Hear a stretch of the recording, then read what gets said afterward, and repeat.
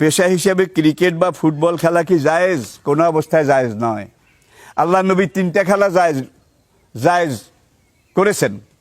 বুখারী, মুসলিম, সুনানে নেসাই, ইবনে মাজা। শুধু আবু দাউদের মধ্যে আমি হাদিসটা পাইনি।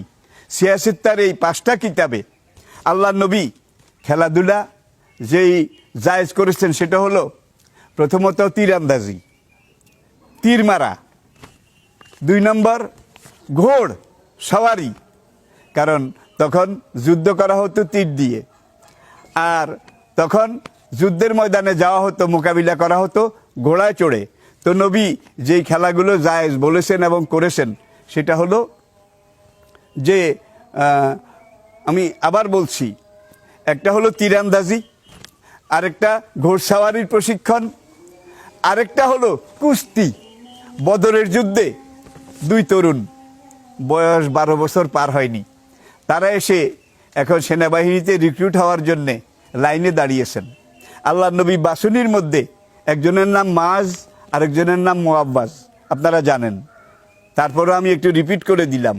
এখন নবী 2 জনের একজনকে গ্রহণ করেছেন, আরেকজন একটু ছোট, তাকে বাদ দিয়েছেন।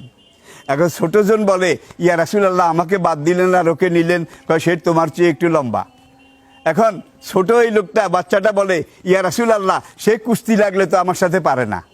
কয়, আচ্ছা তোমরা কুস্তি লাগো।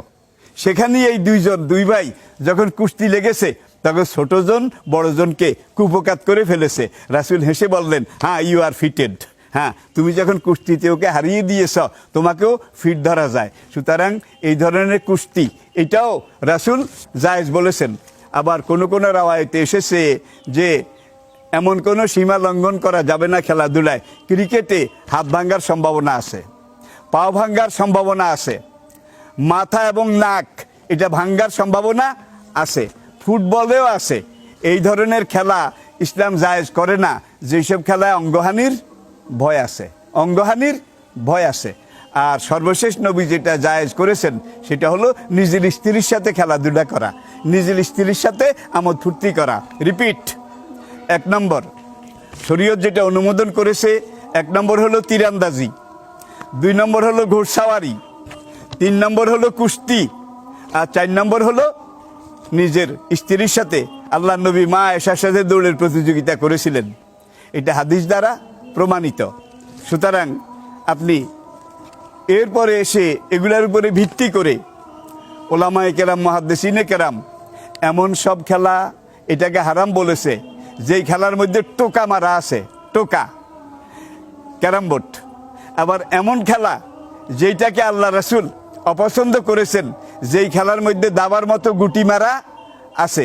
তাইলে গুটি মারা, টোকা মারা, এমন খেলা যেই খেলা শুরু করলে নামাজের আজান হয়ে গেছে, জামাতের সময় হয়ে গেছে, কিন্তু খেলার দিকে মনোযোগ বেশি, এই ধরনের নেশা জাতীয় খেলা, এটাকেও ইসলাম হারাম করেছে। আল্লাহ আমাদেরকে বুঝার তৌফিক এবং যোগ্যতা দান করুন।